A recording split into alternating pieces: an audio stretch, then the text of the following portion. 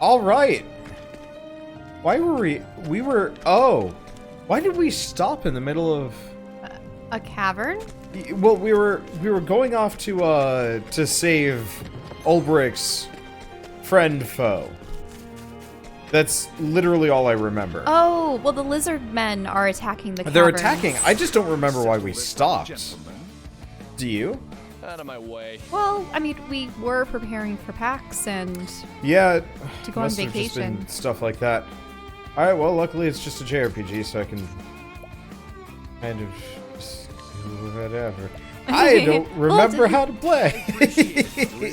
It's been far too long. Yeah, it's been I about suppose a you should month. apologize to all the people that have been like, "Where's Octopath?" Yeah, so I go into every series with the full extent of finishing every single one of them. Unfortunately, that's not always the most feasible with my schedule and many other things. It's a lot easier to finish games that I stream, and this most definitely was one of those games that, like, streaming it didn't work for a variety of reasons. Early on, and then whenever we try and stream it later, it was just like, well, no, that didn't work. So eventually we just kind of... do we want to... Yeah, let's just pop the shields off this guy. I hate it when they have inconsistent shields and I can't take the shields off of, like, the front runners. Not a big deal, but still.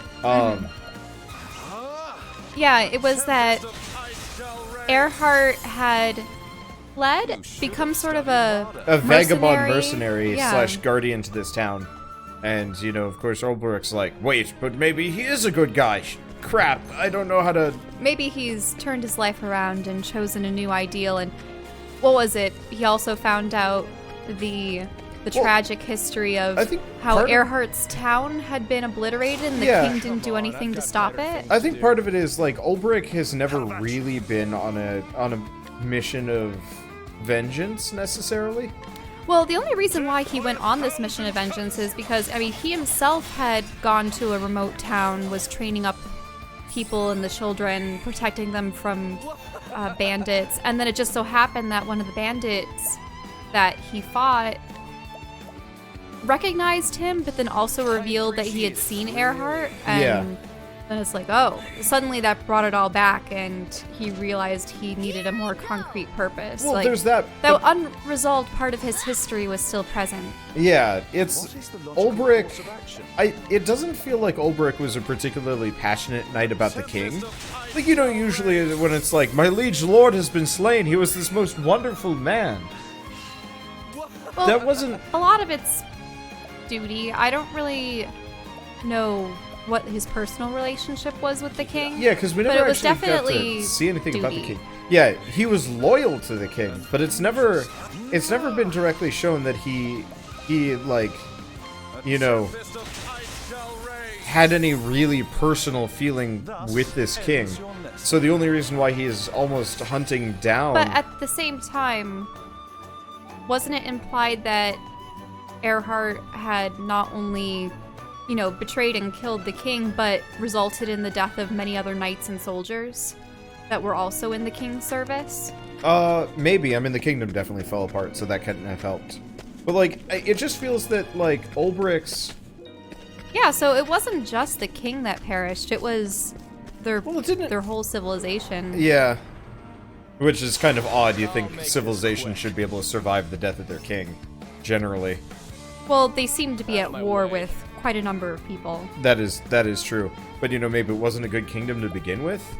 And that's what I think the implication was with Earhart's past, but who knows? Keep it up. And so, I almost wonder if Ulbrich doesn't really care that the king was killed necessarily. More so it's he lost his way in the world as a result, and he was betrayed by his friend. Yeah, So of course. it's not that he's like, you know, for my king I must kill you. It's no, like, why did you do this? Oh, you actually kind of had a good reason. Okay. I suppose most of it, at least in Ulbrich's case, is why did he, the other knights, and other innocents have to be caught up in it too? You know? Yeah. Maybe he hasn't even really talked about the innocents that much though. He's mostly just been talking about motivation for swinging his sword.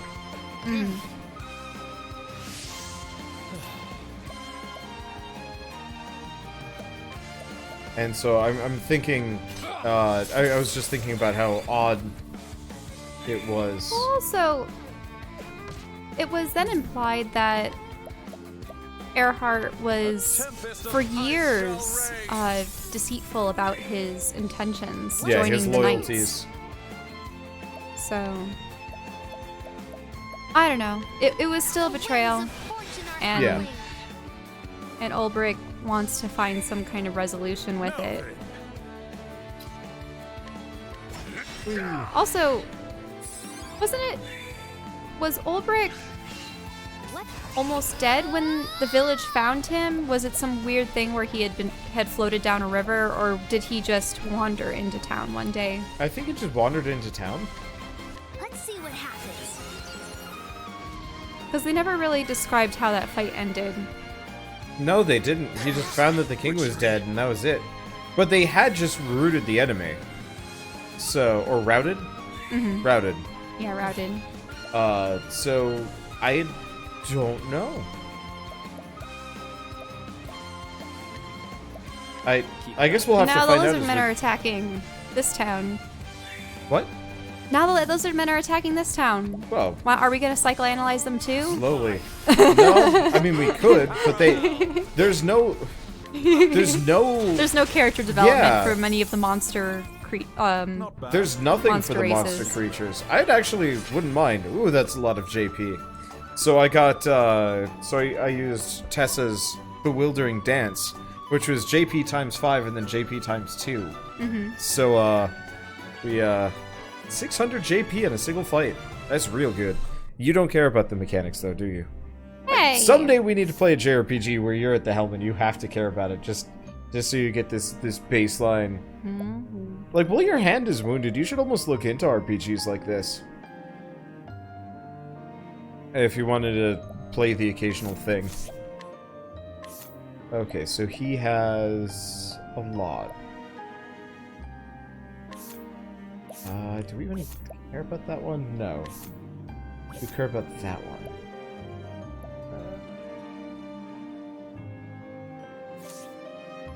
No, I'll deal with that later. I have to do, like, class switcheroos. Because effectively, I've got to make... Where am I going? There's a path, apparently. Yep. Oh.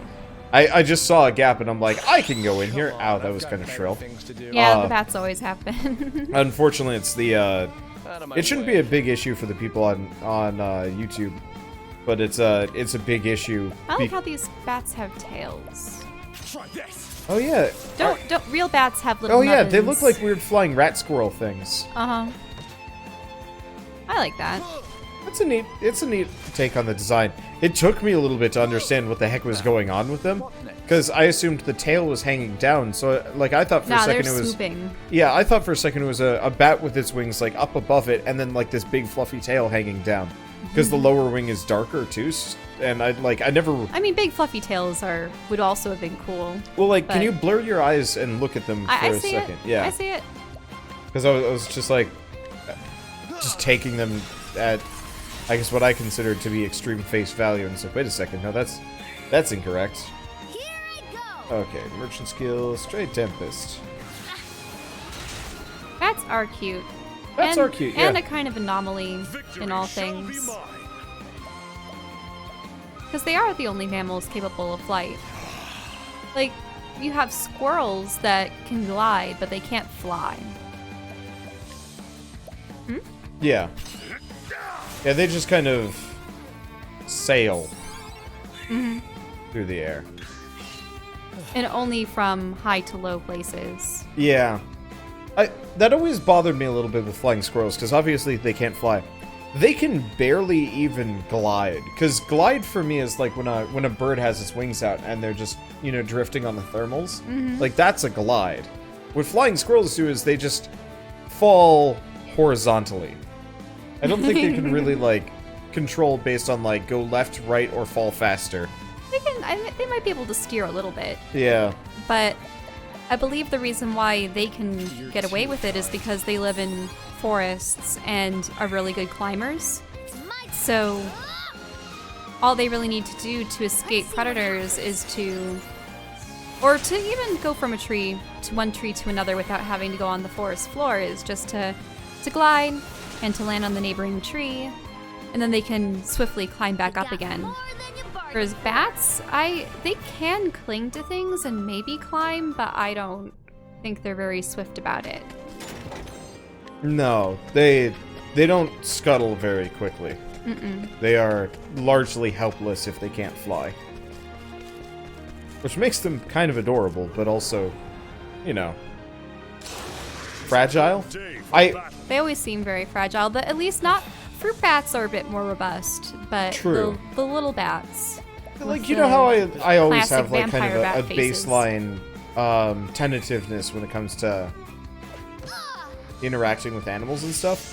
I think bats are almost the like worst offender for me. Obviously, I actually have had the opportunity to hold a bat before, and I did.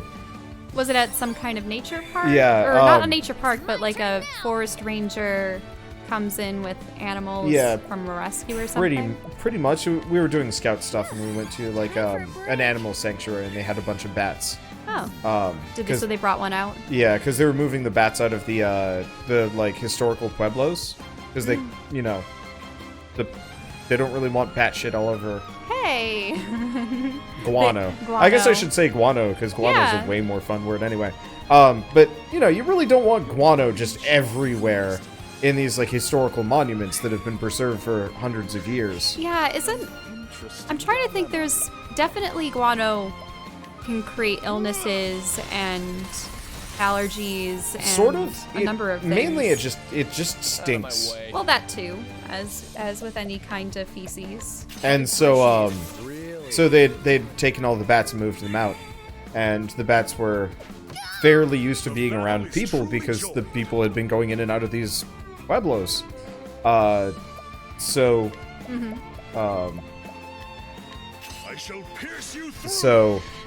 They were effectively handling the bats and, you know, kind of palming them off on people or something like that.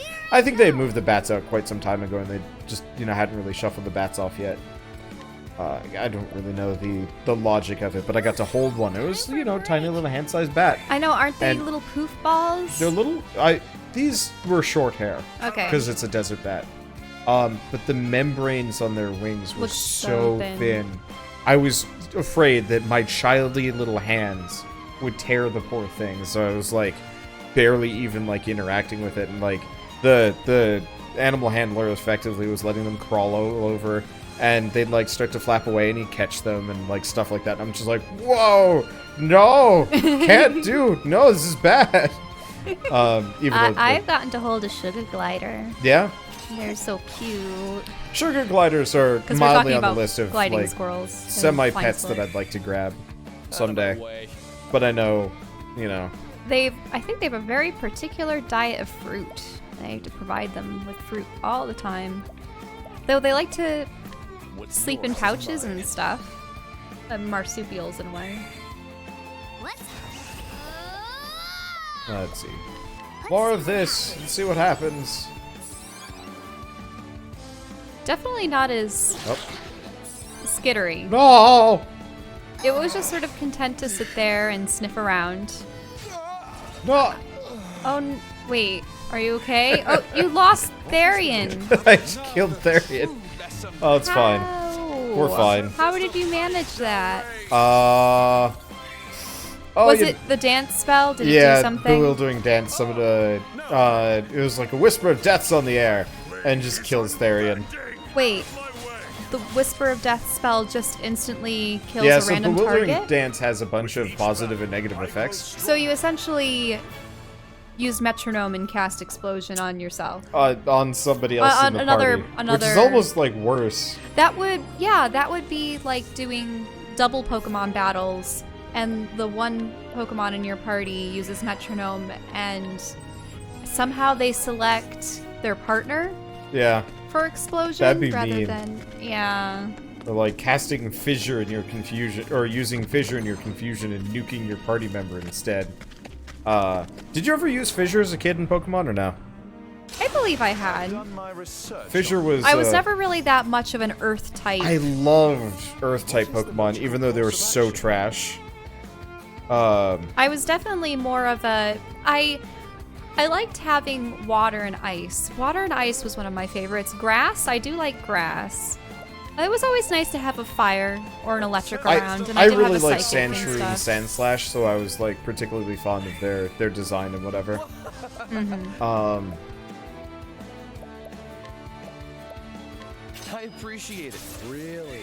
But yeah, no, Earth types were not very good. I'd still use them though. But now Earth, it's really technically ground part type. of fighting and stuff when it comes to like the energy types, correct? What? How about you? What's it weak to? No. I wasn't asking what it's weak to. I was just thinking about how I had, you know, the Pokemon cards back in the day, and each one is associated with a color of energy. Most Earth types just were bundled in with the fighting. Ground types. People are gonna give us shit for this. Ground. Sorry, ground. But I don't remember what it was. I think I had a Rhydon, or no, a Rhyhorn? I don't know, whatever. And I kept trying to use Fissure, because Fissure was like the coolest word to me as a kid. No, fissure. It has never succeeded. I remember for the me sound once. effects for it too. Like, it was such a cool sounding move, and I was like, I'm gonna use Fissure! And then it just didn't do anything, and I was sad. But I kept using it. I don't think that Rhyhorn, Rhydon, whatever, defeated a single Pokemon ever. Because I kept using Fissure and it kept failing.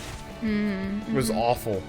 Now, in the television show and stuff, didn't they do really cool things like a water type would start using Surf, but then a ground type would use Fissure, and then the water would get sucked up into the crevice, and I really wish that there were more strategic... So, not exactly in the same way, but did you ever see anything about Pokemon Conquest? Did you see me play it at all, or no?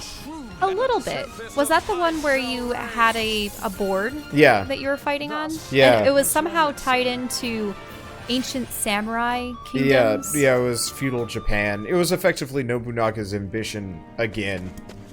You know what did they Nobunaga's ambition is, right? Well, of course, there's so many stories and anime that just throw Nobunaga in there as a legendary figure. Well, no. So Nobunaga's ambition was, back when Oda Nobunaga was trying to conquer, unite the entirety of Japan. Well, of course. And so, yeah, he is super popular within the, It's weird, though, because I see him depicted as a hero, but also depicted as a villain. Yeah, a bit of both. Various. But so this was effectively them retelling it again. It's like how Dynasty Warriors is the Tale of the Three Kingdoms. Okay. Over and over and over again. So this is just another one of those iterations. 3 kingdoms? Or is it 4 5 kingdoms? kingdoms. 5 kingdoms, sorry. Well, It's been ages. in most card games and stuff, you have the Legend of the 5 Kingdoms. No. It's 3 kingdoms. It is 3 kingdoms? Yeah, I think so. There's only 3 major factions in Dynasty Warriors, I thought. Okay, well maybe that's for Dynasty Warriors. Is it Legend of the Three Kingdoms? Oh no, that's a specific Chinese card game. Why don't you look up the Legend of the 5 Kingdoms? I like how we're just only partially playing the game at this point.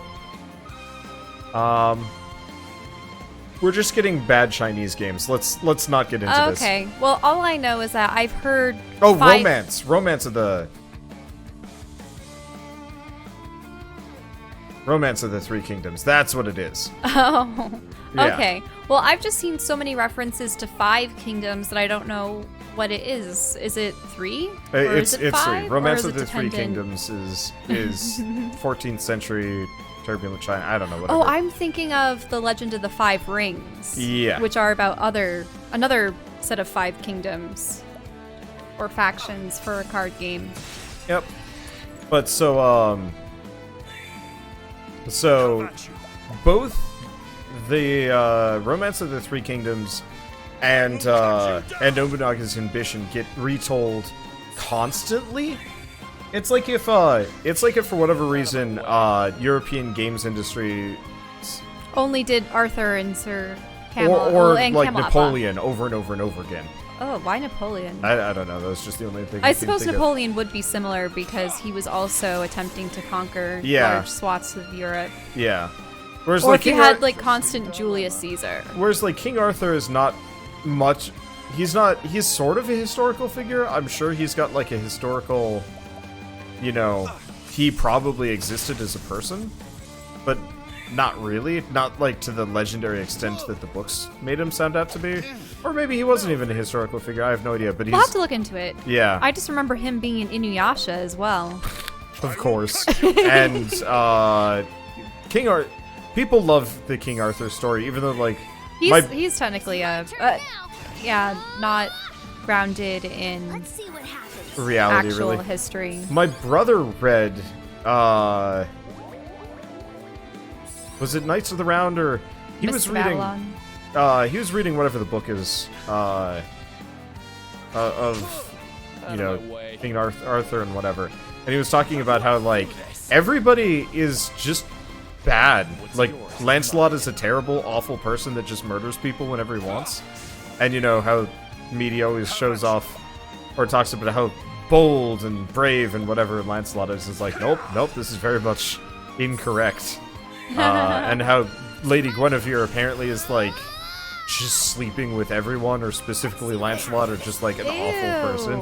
Yeah, and it's just like, they, really nailed the, they really nailed how this actually went down. I don't know. I remember there being a very... it was a very dramatic version in film form where Sean Connery was King Arthur. And it was the whole part about how, Guinevere was much younger than he, and he always felt bad that, she was his queen when he was just like an old war hero, and then, Lancelot comes on the scene and there's all this betrayal, and I think maybe Liam Neeson was it as Sir Gawain and other things. Yeah, unfortunately I don't know anything really about it. Yeah, it's one of those films, I think, from the 80s or 90s.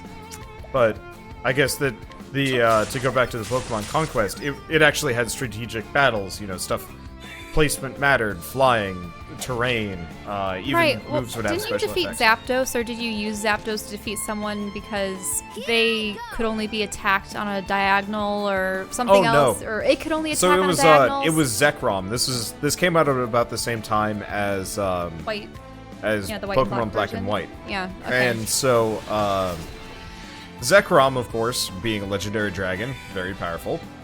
And I didn't have a whole lot of ice types, because ice types are kind of fragile, and, like, most of the time you get ice types, they either have bad typing or they're very weak, or any number of because things. the thing about ice types is, even though they have the ability to use water skills, they're weak to fire, so Yeah. the advantage over fire is kind of lost. Yeah. And so I effectively had a bunch of, like, half of his level Pokemon. And his Zekrom hurt, but it could only attack a couple squares away from it effectively. So you just got too close. So I surrounded it, I pinned him against a pillar with, like, a Glaceon, a Spheal, and, like, one other rather weak ice type at the time, and pummeled him to death. Don't tell me the snow cone. I don't think it was the snow cone. No, I refuse to use Vanilla Ice or whatever it's called. Vanilla Ice. I think it's Vanilla Ice. It's like, it's the stupidest Pokemon ever. Like, I thought Klefki was at least passable, but, like, Trubbish and Vanilla Ice You are did, just, like, for some reason, why? very much like the sword. I love the sword. The sword was cool. But that's because the sword kind of fits in with the whole, like... Ghost type Yeah, possession. because it's a ghost that's possessed, like, a sword. And also Ghost Steel is a ridiculously powerful combo. Because fighting types can't hit it. And so... You really like the sword. Yeah, the sword was badass. I love that thing. Oh, ice, pierce them through. It's my turn. Let's see. But yeah, so, Let's see that one had, like, the semblance of like, tactical combat. Did you and I poison got- yourself? Yeah. And I got really excited about it. And I was quite disappointed to find out that, it did relatively poorly, and nobody cared to ever, nobody, well, Nintendo didn't care to remake it or make another one or follow up or anything like that. And I was like, no. This is actually like this is a decent game, or a decent start to a game, and they just kind of abandoned it because it wasn't very good. Yeah, I'm surprised that after all these years, I mean, I suppose Pokemon had Mystery Dungeon and Pinball and a couple other offshoots, but they've never really had games that tore itself away from the original formula. Base formula. I think in a lot of cases they never really committed to making good offshoots. Like Pokemon Pinball was great. But it required a weird cartridge. I mean, it was also practically like Pokemon Monopoly, Pokemon Sorry. It's yeah. like, it's just well, that's just licensed products. I don't think Pokemon even really had much of a hand in making those. But there was Pokemon Master Trainer. That was a unique game. That was a unique game. But I bet that was straight up like an American board game company was like, yo, can we like your idea. Can we make like a licensed product, or vice versa? I'm not sure.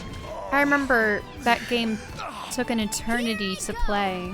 Oh yeah, it was awful. My friends and I did not like playing it. I loved the idea of playing it. Probably too much. I think we've only beaten it twice. Roll and land on certain squares or circles and see what disc, like what kind of Pokemon was underneath it. Yeah, And you had to roll certain numbers in order to capture them and add them to your team. And the goal throughout was to eventually make a team to defeat the Elite Four, and then you could get one of the legendaries from the Mystery Dungeon. I suppose they just had Articuno, Zapdos, Moltres, and yeah, there weren't that Mewtwo many all in the legendaries same. back in the day, so it wasn't so bad. It got worse. Let me see. I guess I might as well just do this. Now, is that a 6-player game? I think it was. I think so. I don't remember. It was like 6 to 8 Like players. I straight up remember so very little about the actual game. Did you own it? Yeah. Oh yeah. Okay, yeah, because we have ours too. Like At my parents' I house. owned it, but at this point it's been years. Probably up in your attic. Yeah, probably my closet actually. My parents were very, very good to their board games, not so good to their other stuff. Yeah, and I noticed that they keep board and card games around. Yeah.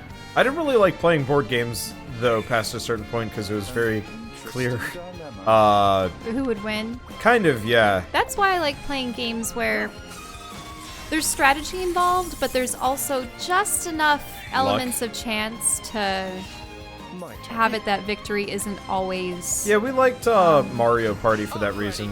Oh, yeah. What we liked was Labyrinth and a number of other games because Your mother did not like Labyrinth when we tried playing it though. She was just like, it was like she didn't even remember having played it before. we used to play it all the time. I think it's because it's very spatial. In order to predict like what kind of patterns of the board you need to...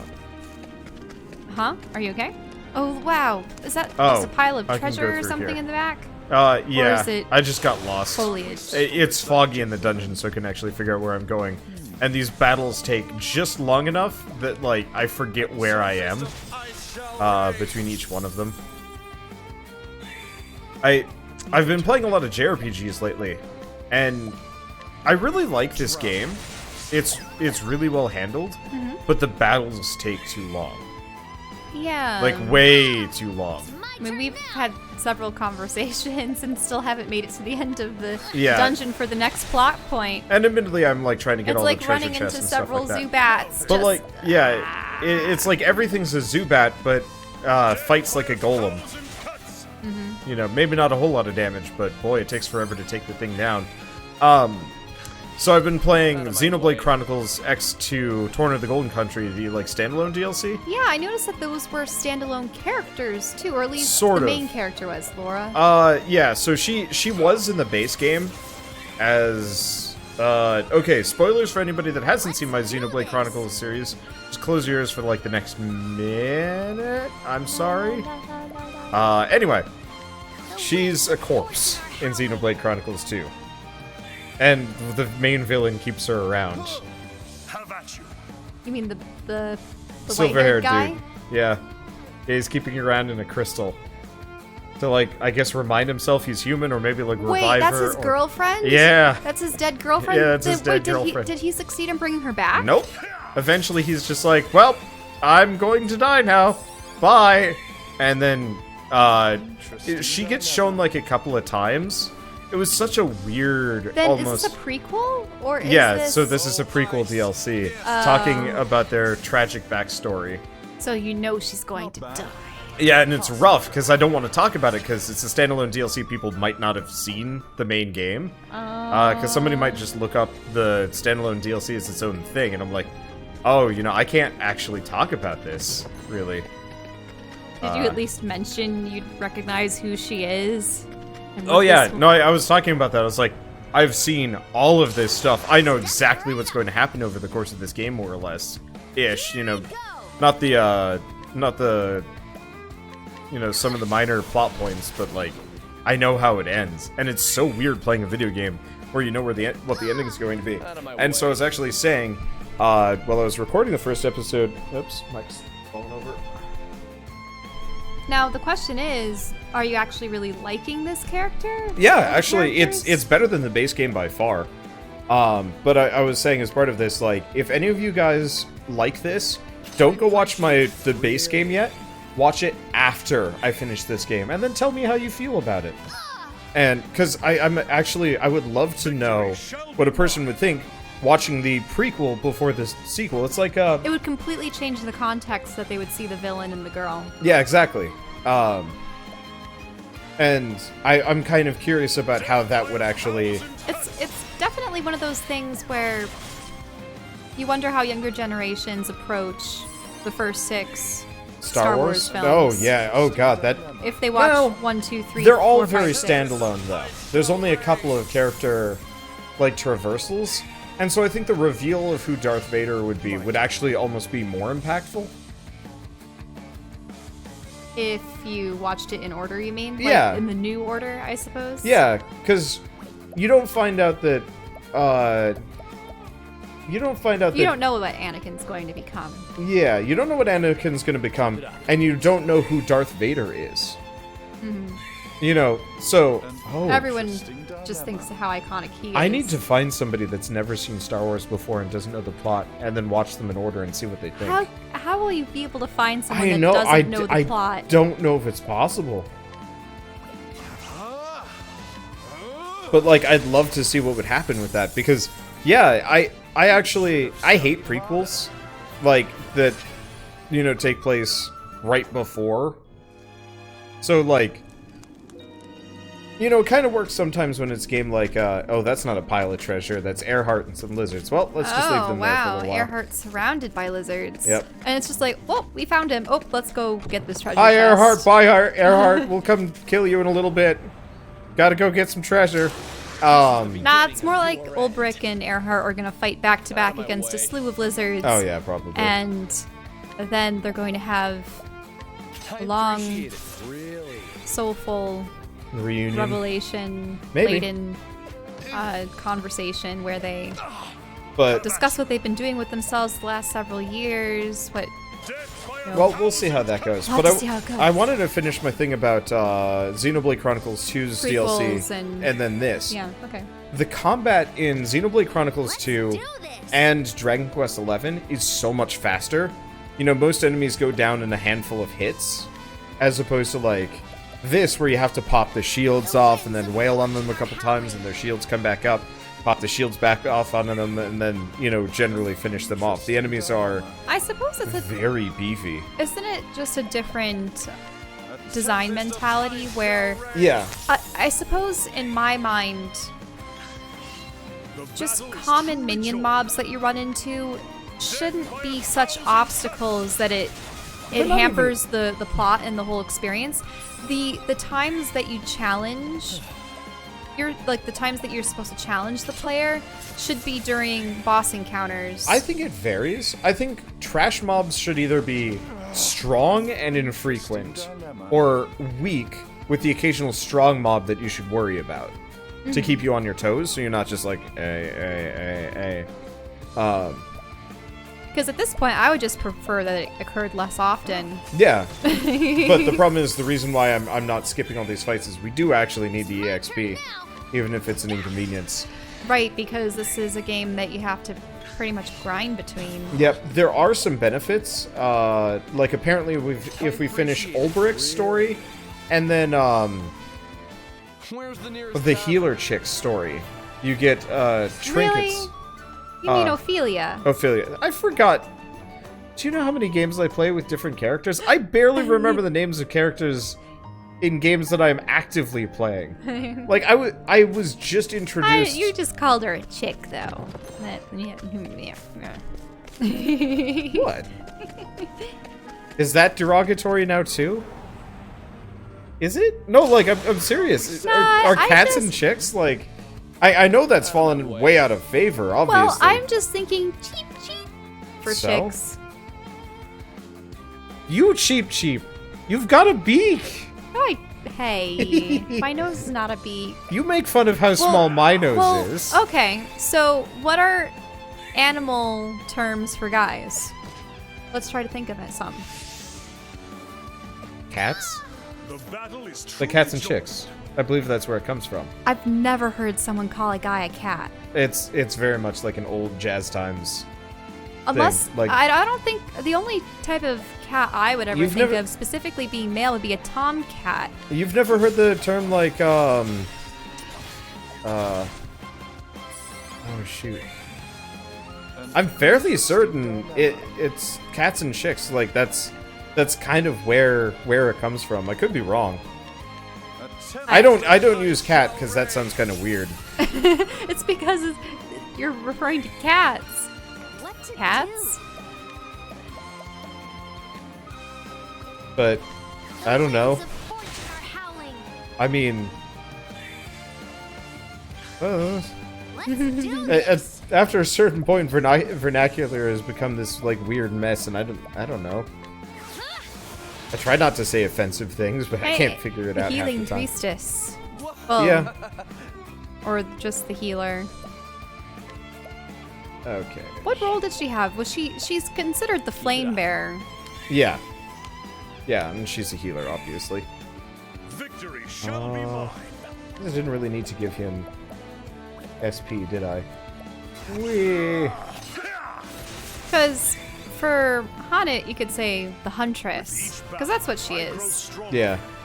You know, I think this game actually would be a lot better if they did away with half the shields in the entire BP system. And just kind of scaled up the characters instead. I like the combat, but yeah, against the trash mobs, it's just like, oh, we're here forever. Hello!